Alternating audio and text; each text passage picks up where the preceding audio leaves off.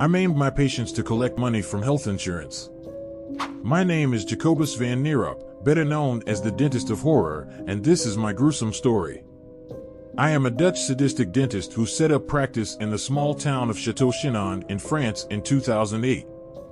The region, like many rural areas in France, was suffering from a severe shortage of medical professionals, so a headhunter was tasked with finding a dentist. The town of Chinon welcomed me with joy as I began my dental practice. But what happened next sounds like it's from a horror movie.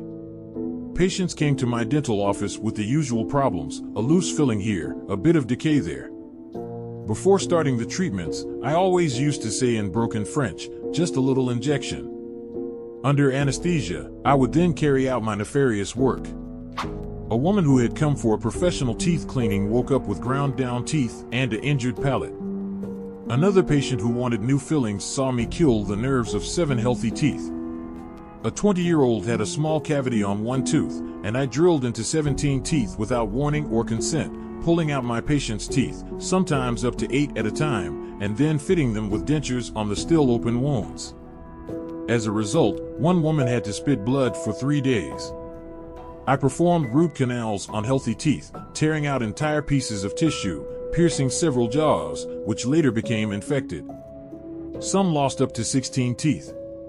The evaluations later mentioned broken jaws and infected wounds that extended into the bones. As my victims sought help from other dentists more frequently, investigations were initiated.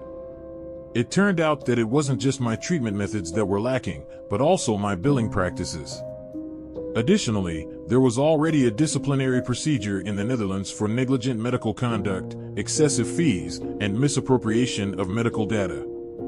After my move to France, the case was not pursued further. I closed my practice in Château-Chinon at the end of 2012, allegedly due to an injury to my right arm, which never existed. By then, 100 patients had already filed complaints of mutilation, bodily harm, and fraud. After an investigation was launched against me, I fled to Canada in 2013, where I was arrested in September 2014 and later extradited. During the trial, I remained mostly silent and, if I responded at all, it was with a curt no comment. I showed no remorse for my victims.